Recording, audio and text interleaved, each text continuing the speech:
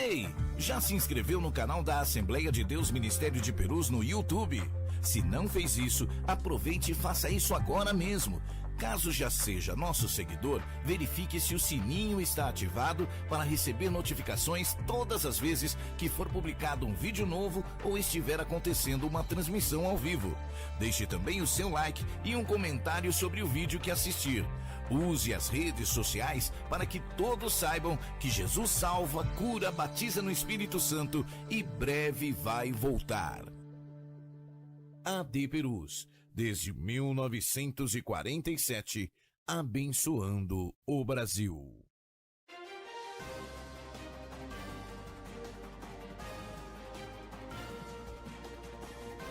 Você está acompanhando uma transmissão oficial da Assembleia de Deus Ministério de Perus. Olá, meus irmãos, muito boa tarde, na paz do Senhor. Pastor Davi Abacuque, mais um programa Aconteceu na História, ainda retomando o nosso assunto predileto, mas também bastante polêmico, que é o Estado de Israel. E hoje nós vamos dando sequência a este tão palpitante assunto que seguramente tem sido do interesse de muitos estudiosos da Bíblia e também daqueles que apreciam a história na sua mais pura essência. Falar do Estado de Israel, eu penso que nesse momento seja importante, até em função de tudo que está acontecendo aí em torno do mundo. Nós estamos vendo, por exemplo, nesse instante, uma grande instabilidade ali na região do Oriente Médio, mais exatamente no país do Afeganistão, que agora volta, depois de alguns anos sob o comando dos americanos, volta para a mão do Talibã. E o Talibã vem já com uma visão extremamente dura, extremamente agressiva, já colocando o terror, a exemplo do que nós vimos ontem, lamentavelmente, um bombardeio no aeroporto ali na capital do Afeganistão, Cabul, que, pelo que consta, já mais de 180 pessoas perderam a vida. Você pode até estar perguntando, poxa, pastor, mas o que isso tem a ver com o que nós vamos discutir aqui? Tem muito a ver, porque, de qualquer forma, todos estes movimentos desses países vizinhos a Israel seguramente tendem a tomar um corpo maior num determinado momento da história, e Daniel vai falar disso de uma forma muito acentuada, não é? Quando ele vai tratar do desenvolvimento das semanas, que lá ele pontua muito bem e que vai culminar com aquilo que a gente já conhece, que está lá no Apocalipse. Mas o tema não é escatologia hoje, o tema é história. E nós estamos tratando sobre a história de Israel. E na na segunda-feira próxima passada, nós recebemos aqui o professor Denilson, que é membro da nossa igreja, membro da Regional de Parada de Taipas, é um teólogo extremamente conceituado, professor de história, ocupando uma cadeira aí no ensino secular, e ele tem sido nosso convidado para nos ajudar a entender um pouquinho de todo esse processo do Estado, da história de Israel, do próprio Estado, da sua formação. E eu me lembro que nós, na segunda-feira próxima passada, terminamos o nosso programa, que foi muito palpitante, falando aí sobre o sionismo. Mas antes de entrar no tema propriamente dito, nós vamos, então, com muita alegria, dar boas-vindas ao pastor professor Denilson, que já está conosco aqui nos nossos estúdios da TV AD Perus, e é a ele que eu quero facultar a oportunidade para que ele possa cumprimentar você e todos os nossos telespectadores. Pastor Denilson, a paz do Senhor, alegria mais uma vez te receber aqui nos estúdios da TV AD Perus para falar sobre a história de Israel. Paz do Senhor, meu amigo. A paz do Senhor, meu pastor Davi Abacuque. É com alegria e satisfação que nós estamos aqui em nossa casa mais um dia. Deixo aqui a saudação ao Senhor, ao pastor Dr. Elias Cardoso, nosso presidente, pastor Orlando Silva, meu pastor regional, meu amigo, companheiro, e a todos os que estão acompanhando essa palpitante história. E eu vendo o senhor abordar com muita diligência a questão do Talibã, chegando ali e ocupando o Afeganistão, me fez lembrar um pouquinho do assunto que nós vamos desenvolver a conversa agora, da formação do Estado de Israel, que nós vamos ver que lá em 1947, a Inglaterra, que até então era mediadora na Palestina, onde tinha uma disputa entre os judeus e os árabes, a Inglaterra ela detinha a força política que estava mediando a situação, até que chega num ponto que se torna insustentável, porque os europeus não estavam entendendo a dinâmica política e religiosa na Palestina, eles não conseguiam amenizar.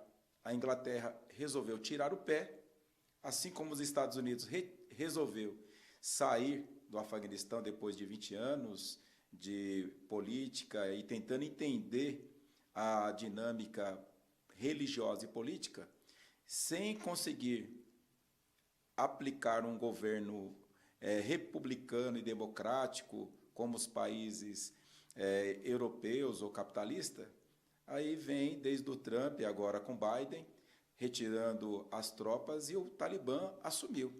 E nós vamos ver que em 47 vai ter todo um confronto entre palestinos, árabes e os judeus, que estão agora na sua maioria mais estabelecido, e logo em 48 vai ser estabelecido o Estado de Israel. Isso durante a Segunda Guerra Mundial, mas é interessante nós retomarmos, assim que o senhor abrir esse espaço para que nós possamos desenvolver essa conversa, e retomarmos a ideia do antissemitismo, do sionismo e desse trabalho que vem acontecendo com os judeus, tanto na parte histórica como na parte teológica, onde nós vemos a mão de Deus. Então, eu achei muito interessante o senhor tocar, assim, com muita propriedade na questão aí dos ocupantes lá do Afeganistão, os afegãos.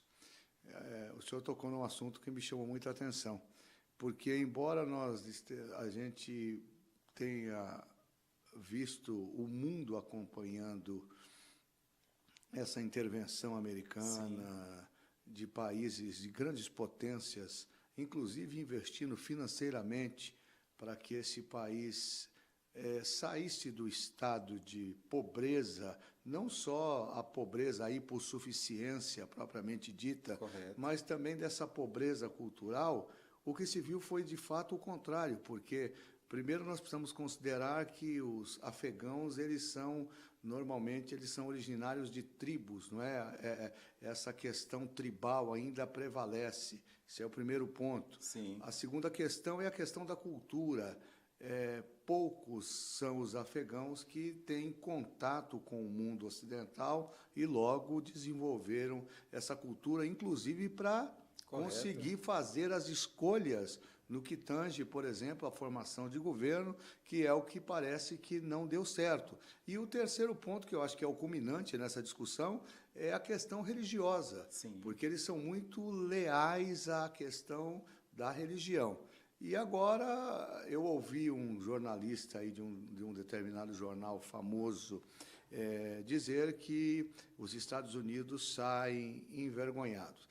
Mas eu fiquei pensando, será que sai envergonhado mesmo, ou será que os afegãos eles têm essa dificuldade de enfrentar essa realidade e essa estruturação diferentemente dos judeus? Então, todas as discussões políticas, religiosas que nós vamos abordar na história, o senhor vai observar que vai depender do ponto de vista e da leitura de quem está abordando o assunto.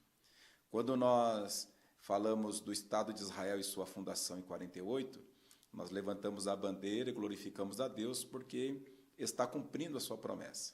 Quando há um olhar do palestino árabe, ele já tem um olhar diferente e cria, então, um confronto de ideias. Então, a história ela proporciona essa abertura de discussão e de abertura para que não se feche o pensamento. O pensamento ele seja mais abrangente e seja trabalhado com mais explanação.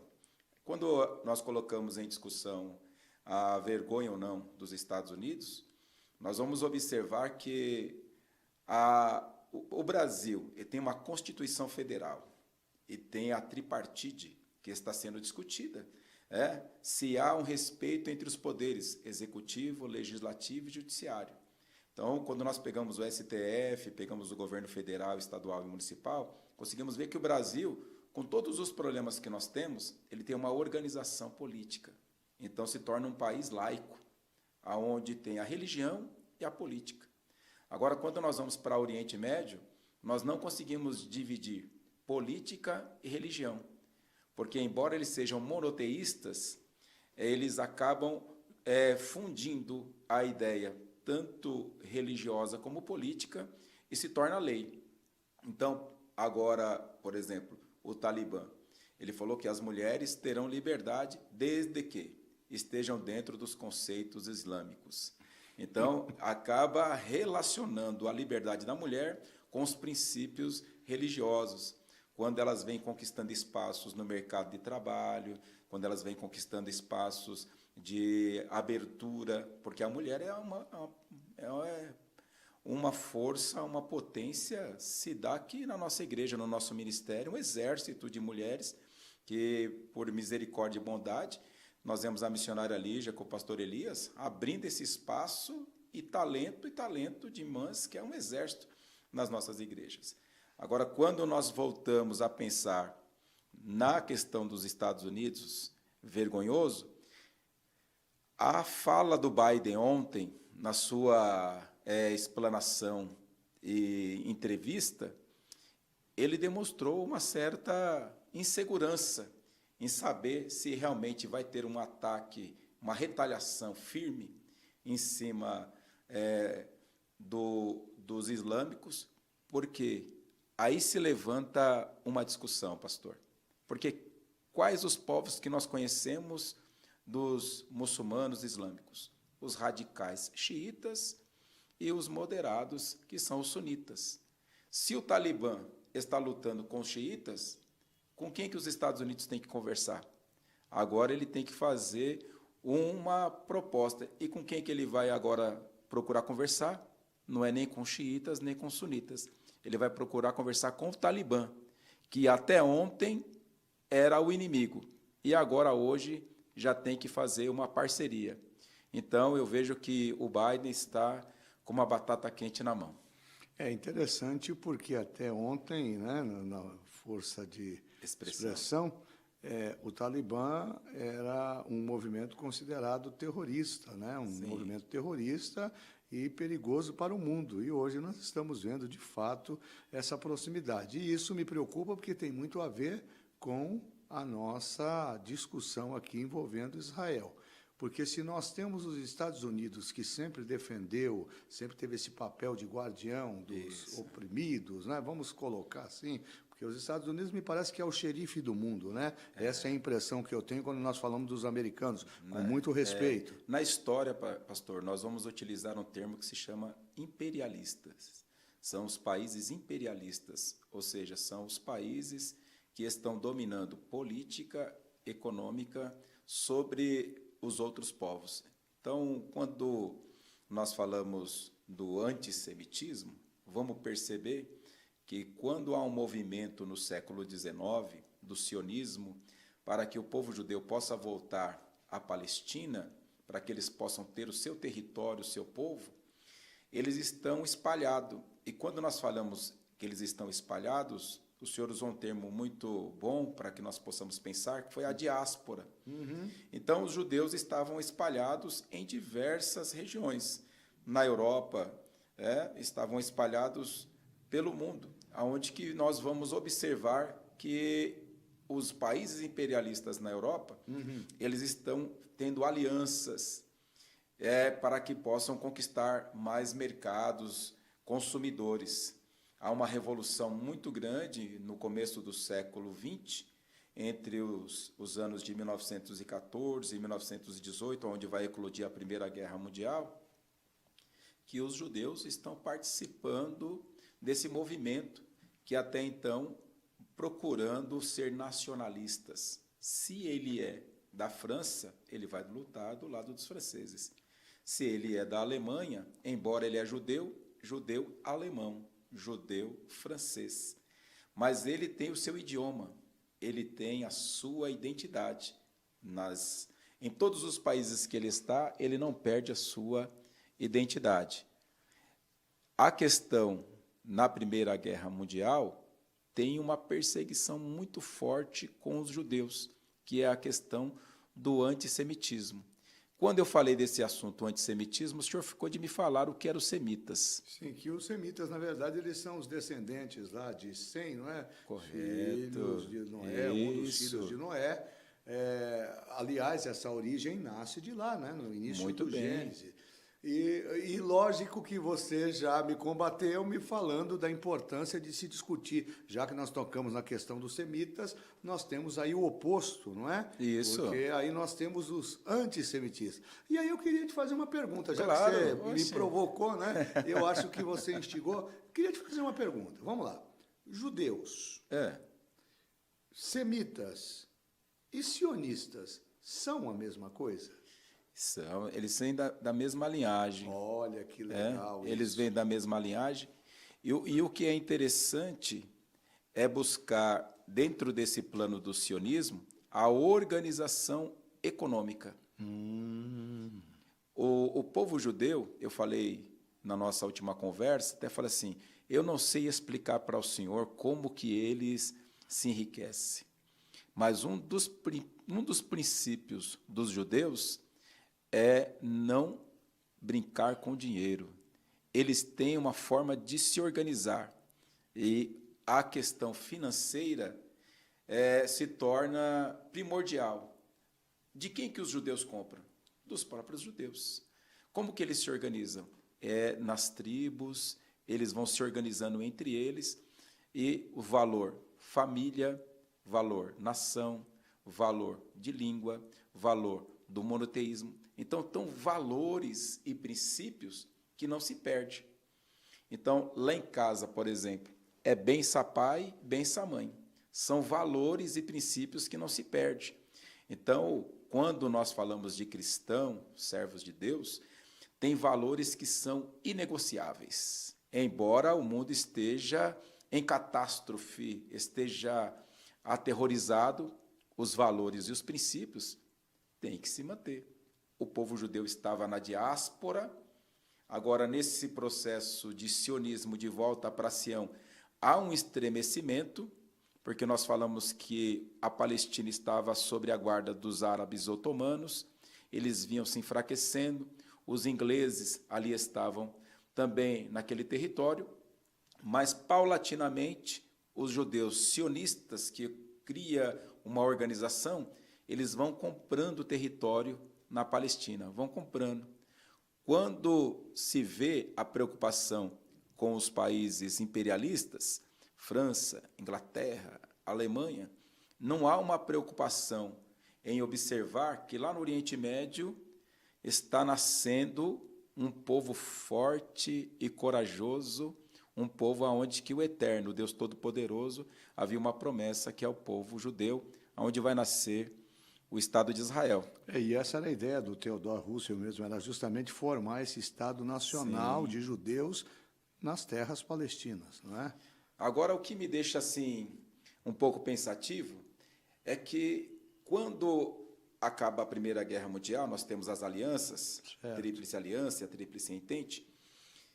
A Alemanha ela não estava sozinha. A Alemanha ela tinha a Itália, tinha a Áustria-Hungria, que tem toda uma aliança. Tem uma estrutura em volta disso, né? Isso, há motivações, há interesses igualitários. Mas quando acaba a Primeira Guerra Mundial, que vão discutir quem é agora o culpado, quem que deve, porque a Alemanha ela perde a Primeira Guerra Mundial e se cria o Tratado de Tordesilhas, o Tratado de Versalhes, desculpa, o Tratado de Versalhes, que esse tratado é agora um acordo que se vai criar para direcionar a reação dos vencedores em relação a quem perdeu. E quem perdeu?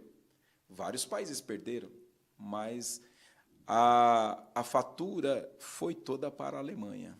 Então, a Alemanha agora ela tem que pagar indenização para os vencedores, ela tem que ajudar a reconstruir os países, entra numa crise econômica terrível, vem fome, vem desemprego, vem toda uma série de vergonha para o povo alemão.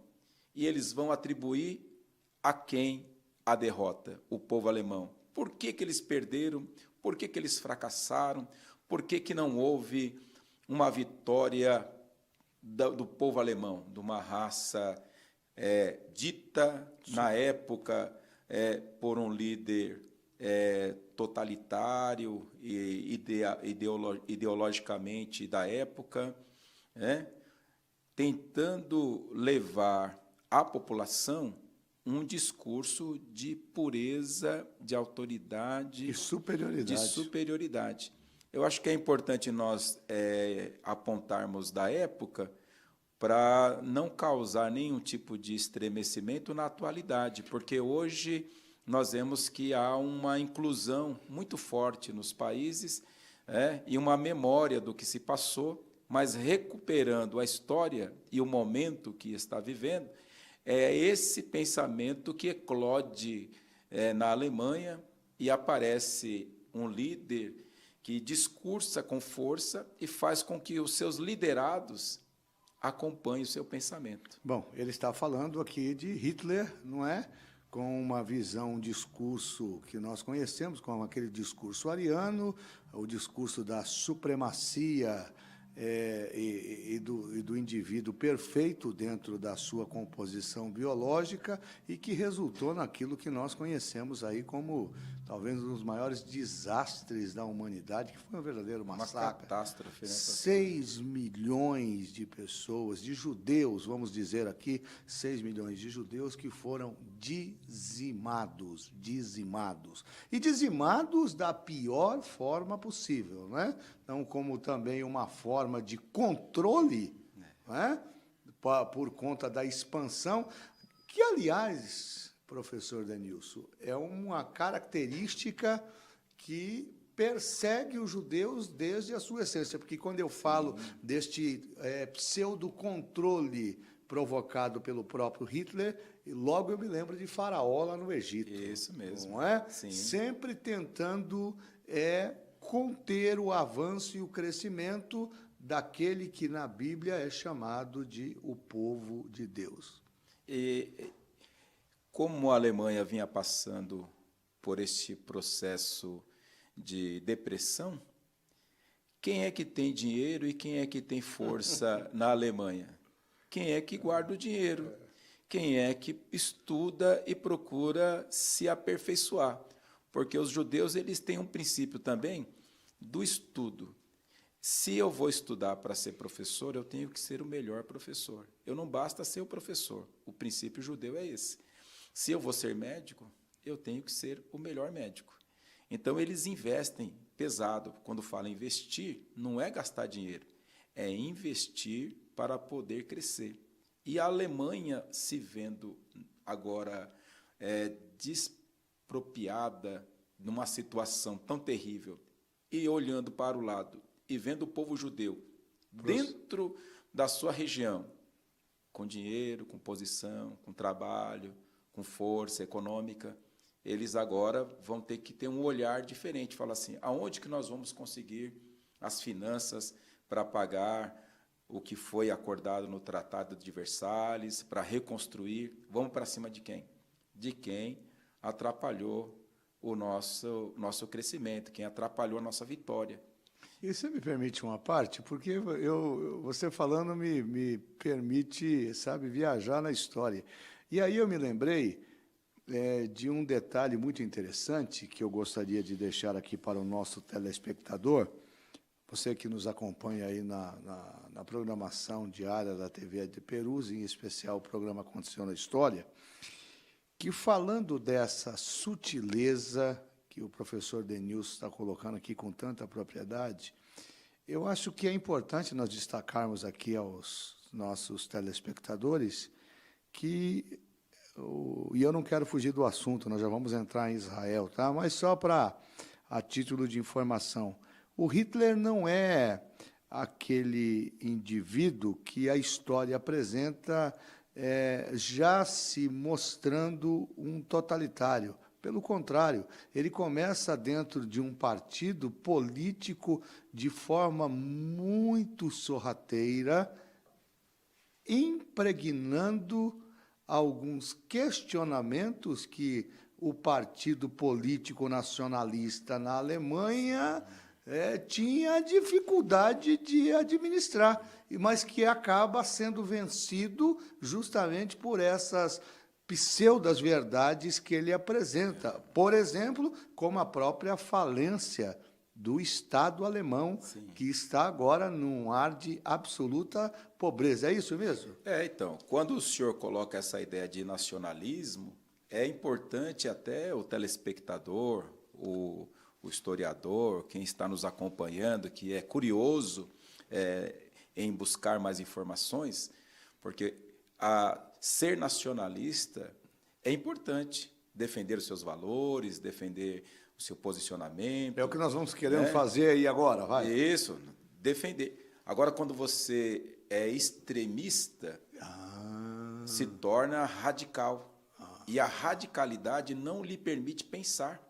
Porque quando nós falamos do iluminismo, é aquilo que traz a luz à sua mente. Perfeito. Agora, quando você é radical, você cega o seu entendimento e fecha uma porta para a luz. E você fica num ponto cego e procura defender sempre uma posição que, às vezes, se torna radical. E esse radicalismo ele não traz saúde. Quando o Hitler ele apresenta, ele vai valer de quê? Da religião também.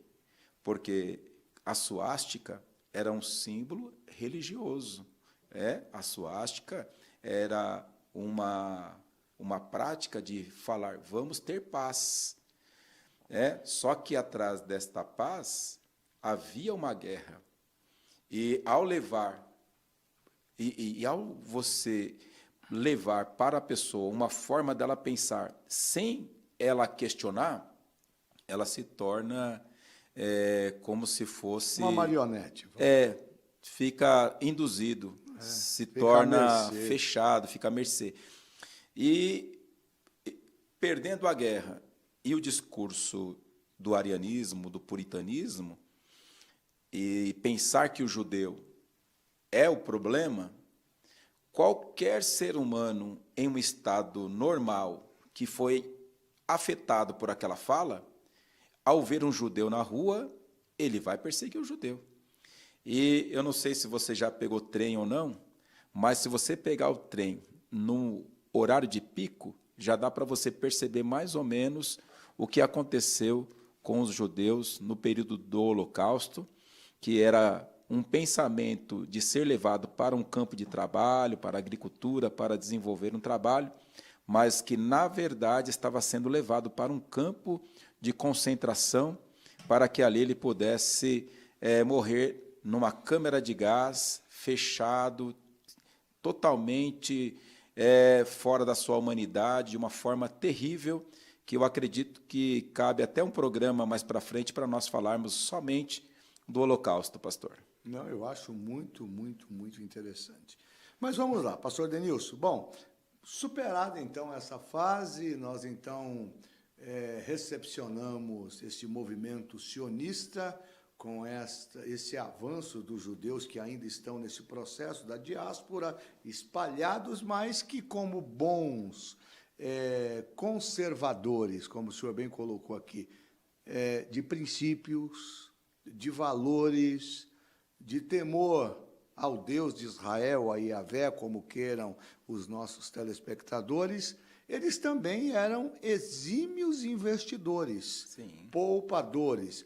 E isso, então, lhes dá esse condão de, mesmo espalhados, começarem a adquirir propriedades naquela região que eles entendem e já sabem, por força do próprio legado que trazem consigo, da própria lei mosaica, que aquela região lhes pertence. Então, eles começam a comprar isso de forma bastante objetiva, e aí nós vamos chegar no ápice da formação desse Estado nacionalista, que esse era, de fato, o objetivo desses judeus, que estavam espalhados, né? E por força do movimento deste grande jornalista húngaro, que foi o percussor, Theodor Herzl, me parece, não é? Que é o percussor dessa ideia do sionismo. Então, agora, os judeus já organizados, sim, eles retornam. Retornam. É interessante pensar que, assim, há um propósito para todas as coisas. Até a perseguição há um propósito. Então, não dá para tirar de vista as provas, as perseguições. Quando você não entende, mas você sabe que há um Deus que está no controle de tudo, o que você tem que fazer é andar na confiança e no direcionamento de Deus. Porque os judeus, eles vão começar desde 1933, com a perseguição do antissemitismo, com o fim da Primeira Guerra Mundial, há uma perseguição muito grande entre os judeus que provoca eles a se organizarem, a querer voltar o quanto antes à Palestina.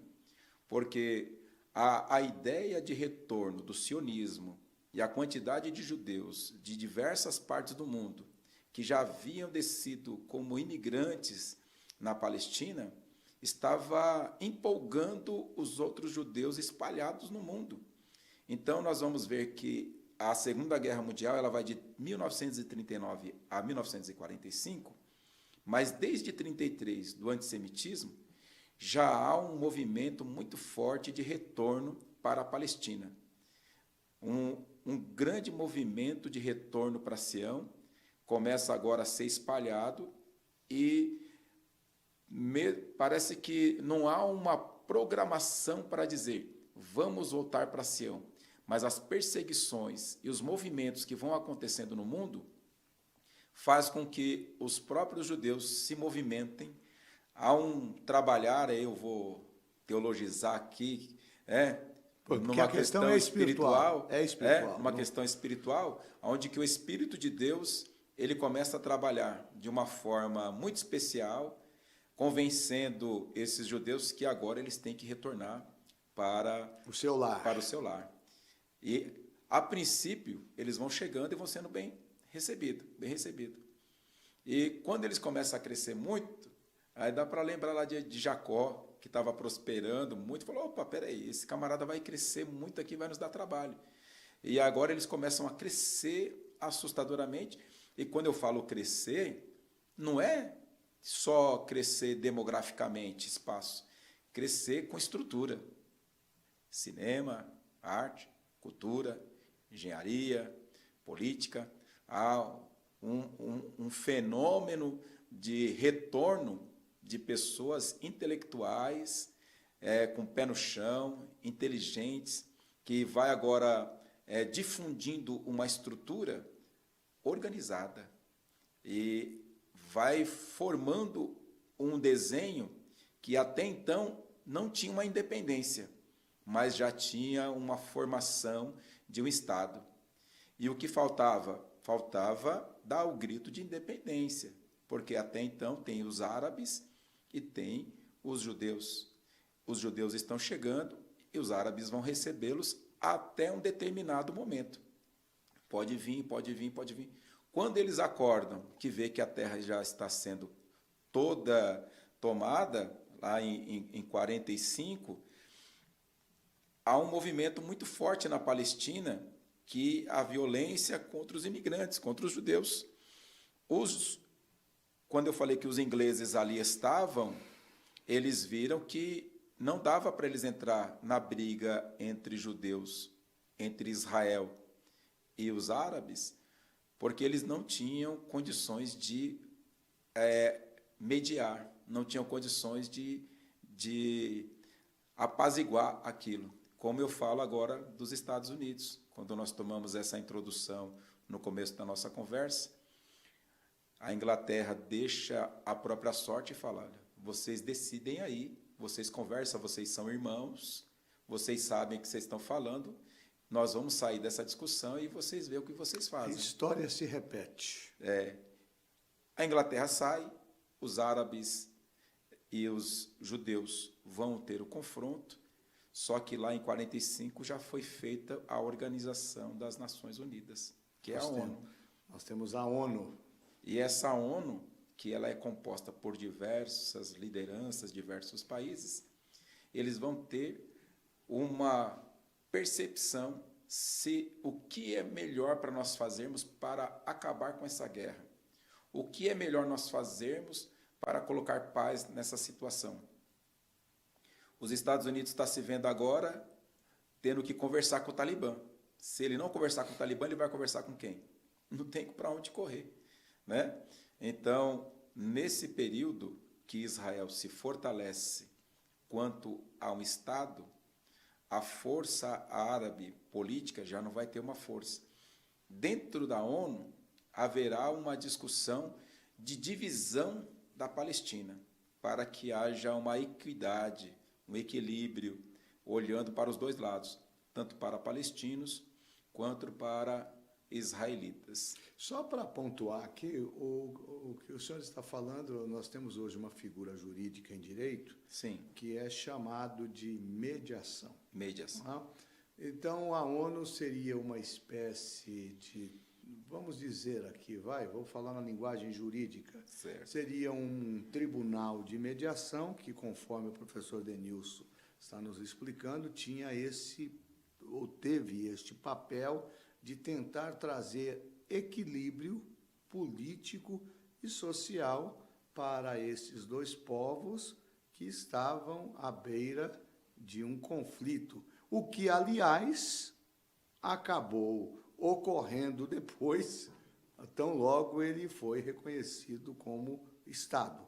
Não é? Isso. Mas eu acho muito interessante a sua pontuação. Por quê? Porque os problemas continuaram.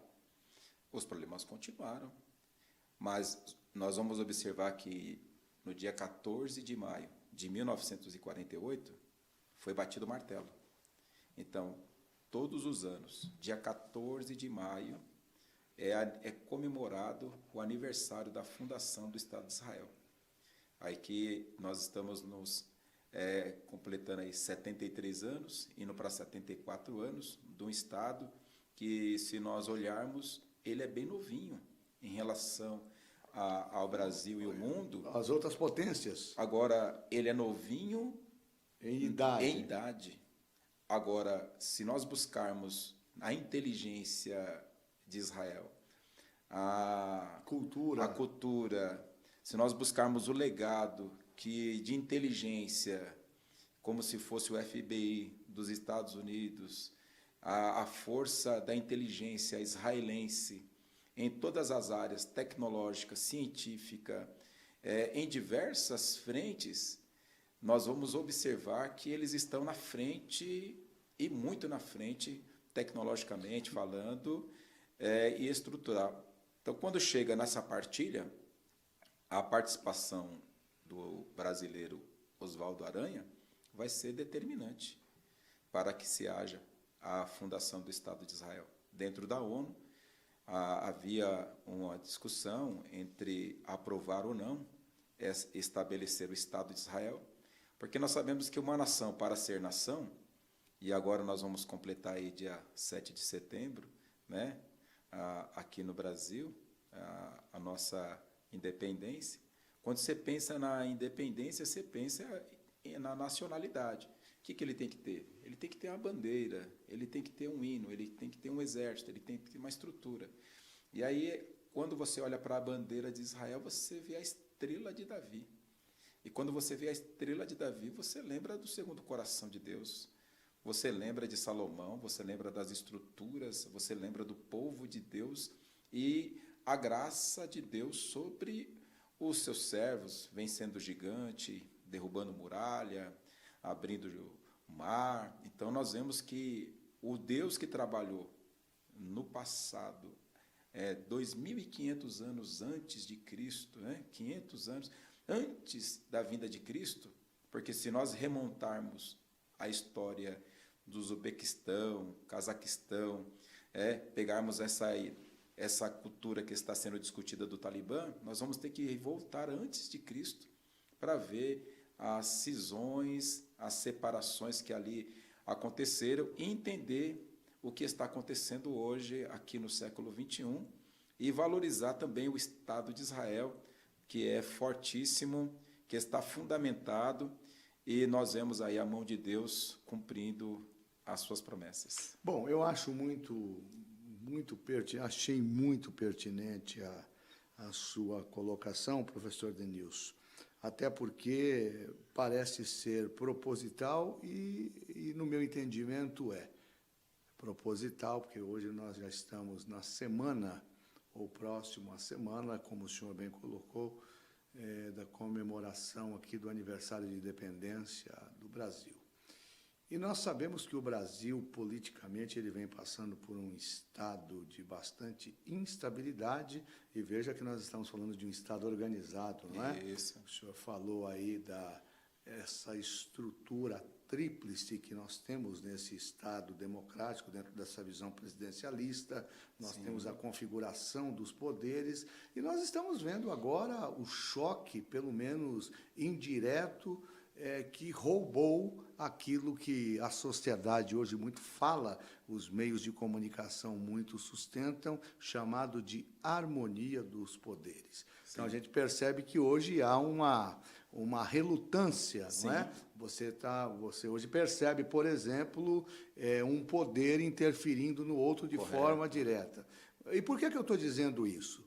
Porque me parece que existe também um movimento orquestrado no sentido de fazer romper-se com esses valores e esses princípios que o senhor muito bem colocou e que seguramente são e continuarão sendo a responsável pela estrutura desse maravilhoso Estado, que quando nós olhamos lá no mapa mundi, não é? Ele é tão pequenininho do ponto de vista geográfico, né? Correto. Em decorrência dos demais países e potências do mundo.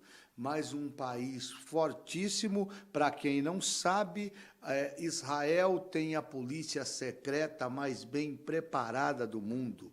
Hoje, no âmbito da tecnologia, não há nenhum país que consiga se comparar a Israel na questão de inteligência, na questão de informação. Israel vem dominando agora, por exemplo, um tema que eu quero discutir aqui, e seguramente vai ser com o senhor, sobre o que nós estamos vendo aqui, o chamado direito espacial. Sim. Porque os homens agora, com a capacidade de saírem desse ambiente terreno, né? Eles agora avançam para o espaço e nós já temos aí empresas particulares propiciando, por exemplo, viagens ao espaço. Correto. Mas observem que Israel está lá na ponta, ele não está no meio e está no fim, ele está na ponta. Ele é o percussor, por exemplo, desse desenvolvimento. Querem ver uma coisa, um exemplo muito claro do que significa isso que o professor Denilson nos falou aqui, acerca de cultura, acerca de avanço tecnológico, é o sistema antiaéreo que protege o próprio Estado. Nós vimos isso agora, recentemente. É incrível. Pastor, né? eu fiquei impressionado com aquilo. É incrível. Como é que pode? Aquilo parece que é um campo de força. É só Deus quem pode fazer isso. Incrível. Pensando em vidas, pastor, pensando em vidas, na verdade, não deveria de ter esses combates, a ganância e os confrontos humanos, porque são vidas que se perdem. Mas quando você vê a um povo escolhido por Deus e um confronto que não se dá para evitar, porque há um confronto que você tenta negociar até um determinado espaço, onde o senhor falou do direito da mediação. Quando o senhor conversa com as partes e há um acordo, a mediação, aperta-se as mãos e estamos fechados. E quando não chega na mediação, aí tem que ir para o litigioso, tem que discutir as partes. E aí o senhor já vai ter que ir para um outro tipo de direito, que a mediação não deu certo. Aí o senhor tem mais autoridade para falar do que eu nessa área. Então eu vejo que a guerra, ela nunca é uma solução agradável. Ao meu ver, não seria o ideal de Deus que houvesse guerra, mortes e conflitos, porque Deus não faz acepção de pessoas. Deus é um Deus de amor e de bondade, e se os homens buscassem a humildade e tendo com que comer e vestir de acordo com a palavra de Deus, viveríamos numa harmonia e não haveria discussões de separação, divisão de terra e do espaço, como o senhor bem está colocando. Mas a Bíblia diz, do que se queixa o homem? Dos seus próprios pecados. Então, da onde que saem os conflitos, da onde que saem as guerras, da onde saem as pelejas? Do próprio homem querendo conquistar mais além do que ele já tem, conquistar mais terras. Bom, pastor Denilson, é fato que o programa de hoje rendeu, e eu acho que nós temos que agora, nessa visão da importância que significa o Estado de Israel, eu acho que nós já temos elementos para, na próxima semana, retomar esse assunto. E aí, neste próximo programa da outra segunda-feira, nós vamos, então, pontuar entre algumas questões que talvez nós tenhamos pincelado lá atrás, falar mais um pouquinho aí, por exemplo, sobre a questão da Liga Árabe. Correto. Eu acho extremamente importante. Então, eu vou pedir ao senhor que nós coloquemos aqui uma vírgula, não é? E na próxima semana a gente vai retomar trazendo essa discussão. Combinado? Combinado. Eu quero deixar aqui os meus cumprimentos a todos os nossos telespectadores e quero fazer um pedido a você. Agora é com você que eu quero falar. Me ajude compartilhando este vídeo. Compartilhe com seus amigos, compartilhe nas suas redes sociais. Faça com que a nossa voz alcance um maior número de pessoas e, fazendo isso, você vai permitir a continuidade deste programa no ar e também vai permitir que a TV AD Perus venha cumprir o papel que a ela foi confiado e designado nesse tempo de muita adversidade. Os meus profundos e sinceros agradecimentos a toda a nossa produção, na pessoa do nosso diretor-geral, pastor André Bueno, pastor doutor Elias Cardoso, nosso presidente nacional, toda a diretoria do Ministério de Perus. Quero cumprimentar todos vocês e desejar aí uma excelente segunda-feira e que a boa mão de Deus continue guardando e livrando a sua vida. Convidar o pastor Denilson para, com a palavra de oração, encerrar o nosso programa. Amém. Querido Deus, maravilhoso Pai, no nome de Jesus Cristo, somos gratos, ó Deus, por Tua bondade e graça. Queremos apresentar ao Senhor o povo de Israel, e em especial neste momento, que a Tua mão esteja estendida ali no Afeganistão, sobre esta causa no Talibã, nos Estados Unidos. Deus, em nome de Jesus, abençoa o nosso Brasil, abençoa os poderes aqui instituídos, abençoa a nossa igreja, todos os irmãos que estão acompanhando a nossa programação, que a Tua boa mão possa alcançar, trazendo paz, trazendo conforto, prosperidade, porque a Tua bênção enriquece e não aumentam as dores. Deus, em nome de Jesus Cristo, eu agradeço esta rica oportunidade. Amém. Amém, Jesus. Que Deus abençoe a sua vida e até o próximo programa Aconteceu na História. Até lá!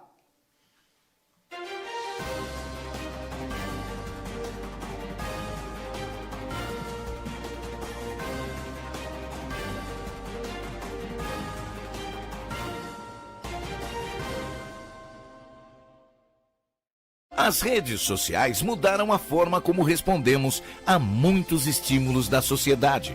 As plataformas digitais são muito úteis, mas precisam ser usadas com sabedoria e para a glória de Deus. Faça com que os seus amigos e seguidores saibam que a sua vida pertence ao Senhor Jesus. Eles também precisam ser informados que você tem o passaporte carimbado com o sangue de Jesus para chegar no céu. E a melhor notícia é que seus amigos também podem ir. Pesquise por @ADPerusOficial para seguir no Instagram e curtir no Facebook. Vamos inundar as redes sociais com a mensagem de esperança que só o Evangelho traz. Levar uma mensagem de esperança, aliado a projetos sociais que alcançam milhares de vidas, só é possível pela fidelidade daqueles que compreendem que os dízimos e ofertas são um ato de amor e fé. Além da entrega tradicional nos templos, você pode acessar o portal adperus.com.br/contribuir ou utilizar o Pix. A chave da Adperus é o CNPJ 63098-552/1000 contra dígito 02. Para depósitos e transferências, utilize o Banco Bradesco, agência 2216 dígito 0, conta corrente 515 dígito 0. Ou Banco do Brasil, agência 1700 dígito 0, conta corrente 80300 dígito 6, em nome da Igreja Evangélica Assembleia de Deus, Ministério de Perus, CNPJ 63098-552/1000 contra dígito 02. A sua cooperação e fidelidade são fundamentais na realização desta grande obra. Adperus, desde 1947, abençoando o Brasil.